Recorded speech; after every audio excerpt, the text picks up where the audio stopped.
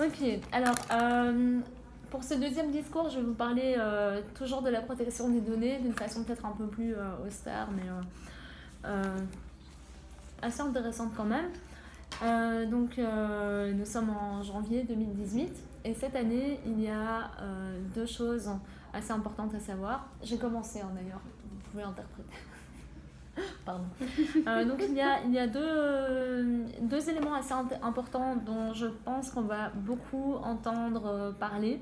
C'est l'entrée, ou plutôt l'application de deux textes de loi européenne sur la protection des données. Il s'agit du règlement général sur la protection des données, qui est le règlement 679 de 2016, et la directive 680 de 2016 relative à la protection des personnes physiques à l'égard du traitement des données à caractère personnel par les autorités compétentes à des fins de prévention et de détection des infractions pénales, d'enquête et de poursuite en la matière ou d'exécution de sanctions pénales. Bref, la directive sur la protection des données dans les affaires judiciaires. Alors, en fait, ces deux lois ont déjà été rédigées, amendées, votées, etc. Le Conseil les a approuvées toutes les deux le 8 avril 2016 et le Parlement européen le 14. Ce qu'il va se passer en 2018, c'est que la période de transposition arrive à sa fin. Et donc le règlement sera en application, donc il doit être transposé dans le droit national de chaque État membre pour le 25 mai et la directive pour le 6 mai. Alors, ce qui est très important, c'est que ça va donner le même niveau de protection des données à tous les citoyens européens. Et même si les données en soi sont traitées à l'étranger. Donc par exemple, des citoyens européens qui achètent sur Amazon, si Amazon est aux États-Unis, eh bien, les citoyens européens auront quand même la possibilité de demander leurs données privées, de les faire modifier, de les faire effacer, etc. Alors que ce n'est pas du tout prévu dans le droit américain. Alors tout ça fait partie d'une réforme générale sur la protection des données qui a été entamée en 2012 et qui aboutira donc en 2018. Donc fort à parier qu'on va beaucoup en entendre parler cette année et dans les prochaines années.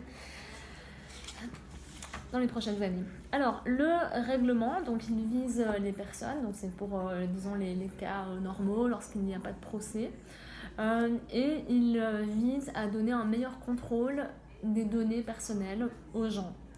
Et il vise également à uniformiser les règles pour toutes les entreprises, ce qui permet de réduire la charge administrative des entreprises liées à la protection des données et d'avoir pour les entreprises de meilleures relations avec leurs clients. La directive, elle protège les données personnelles qui concernent des victimes, témoins ou suspects dans des affaires judiciaires et plus particulièrement dans des affaires pénales. Et cela permet également d'améliorer la coopération entre les pays puisque cela donne un cadre sur les données qui peuvent être partagées avec des États membres tiers. Alors, dans les nouvelles règles, je vais vous dire un petit peu les grandes lignes de ce qu'elles contiennent. Pour les personnes, il s'agit d'avoir un accès simplifié aux données personnelles, c'est-à-dire qu'il y aura, si vous voulez, un point de contact par pays auquel vous pouvez vous adresser pour dire « Tiens, qu'est-ce que vous savez sur moi ?» Et cela vous permettra de dire « Écoutez, non, ça c'est pas correct. Ça, je veux que vous le changez, que vous mettez ça à la place. Et ça, je veux pas que vous le sachiez, donc effacez-le. » Alors, cela vous donne également le droit à la portabilité. Alors, le droit à la portabilité, je vais regarder un petit peu ce que c'est, parce que c'est pas évident. En fait, la portabilité, c'est que vous avez le droit à connaître vos données et à ce qu'on vous les communique de façon claire. Donc, pas de jargon, pas de secret, tout est clair, tout vous est donné d'une façon compréhensible et vous avez le droit de porter vos données et de les donner à quelqu'un d'autre. Donc par exemple, si vous aimeriez qu'une entreprise ait vos données, eh bien vous pouvez demander quelles sont vos données afin de les recevoir et de les transmettre dans un format intelligible pour tout le monde.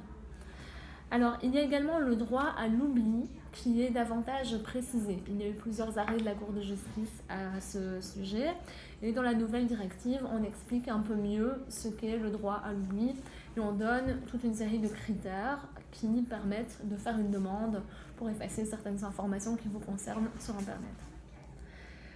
Vous avez également le droit d'être informé en cas d'accès non autorisé. Donc s'il y a un piratage, quelque chose comme ça, et que vos données sont volées, eh bien on vous informe. On ne vous dira pas oui peut-être vous en faites partie, peut-être pas, non. Non, si vous en faites partie, vous le saurez, vous serez informé.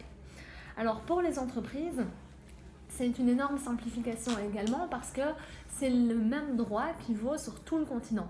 Et il y a quand même énormément d'entreprises européennes qui ne se limitent pas à leur pays d'origine, donc ça c'est pratique. Et elles aussi, elles ont un guichet unique, donc un interlocuteur unique auquel elles peuvent s'adresser pour poser leurs questions sur tout ce qui concerne la protection des données. Quoi d'autre ? Oui, donc comme je l'avais dit précédemment, ce sont des règles européennes qui valent sur tout le sol européen, mais qui valent aussi pour les données des Européens à l'étranger. Donc ça, c'est un gros avantage pour nous. Ensuite, pour les entreprises, il y a toute une série de règles qui permettent en fait de faire respecter ces principes, mais sans mettre de frein à l'innovation. C'est-à-dire qu'on ne dit pas aux entreprises « vous arrêtez avec les données », on leur dit « ok, les données, mais… » Par exemple, vous allez les anonymiser, vous allez utiliser des pseudonymes, vous allez respecter toute une série de principes pour qu'elles ne puissent pas être violables ou utilisables ou de façon abusive. Alors pour les PME, il y a des simplifications qui visent à alléger la charge administrative. C'est-à-dire qu'elles ne doivent plus faire toute une série de notifications pour chaque client. Elles peuvent les faire en bloc. Et il y a également des exemptions à certaines règles. Par exemple, dans les grandes entreprises, chaque entreprise doit avoir un délégué à la protection des données. Donc une personne qui est responsable de la protection des données de tout le monde, des employés, des clients, etc. Pour des PME, eh bien, elles peuvent regrouper leurs forces et avoir un seul délégué pour plusieurs PME. Donc ça fait moins d'employés en fait. Alors, la directive, elle concerne les cas judiciaires, donc lorsqu'il y a une enquête. Et c'est vrai qu'en réfléchissant à ce sujet-là, je me demandais où était la limite. Par exemple, on ne peut pas partager les données de n'importe qui entre des entreprises, mais est-ce que des forces de police peuvent partager des données personnelles, parfois sur des personnes qui sont juste témoins, qui n'ont rien à voir, qui n'ont pas commis de crime ni rien? Est-ce que les forces de police peuvent se donner des informations sur ces personnes comme elles le veulent, tout simplement parce que ce sont des forces de police? Eh bien, la directive, en fait, donne un cadre. Alors, oui, l'échange de données personnelles est facilité au niveau des forces de l'ordre, parce que parfois, c'est nécessaire, il y a des enquêtes, etc. Mais là, il y a un cadre qui permet de s'assurer qu'il n'y aura pas d'abus des données et qu'elles seront protégées. Et cela permet également d'améliorer la coopération judiciaire puisqu'il y aura déjà un cadre pour l'échange de ces données et qu'on saura quelles données peuvent être partagées avec qui et dans quelles conditions. D'ailleurs, le traitement des données par les forces de l'ordre devront suivre 3 principes. Le principe de nécessité, le principe de proportionnalité et le principe de légalité. Et de plus, elles devront toujours donner des garanties par rapport à l'utilisation qui est faite de ces données. Et à nouveau, pour les cas d'enquête, donc pour les cas judiciaires, il doit y avoir un contrôle effectué par une autorité nationale indépendante et la possibilité pour les personnes concernées d'avoir des voies de recours. Voilà, donc 2 grands textes, donc la directive 680 et le règlement 679, donc vous allez beaucoup entendre parler, donc si vous préparez des tests d'interprétation ou quoi dans un avenir proche, n'hésitez pas à lire ces 2 textes parce qu'à mon avis ça vous servira beaucoup. Voilà, merci.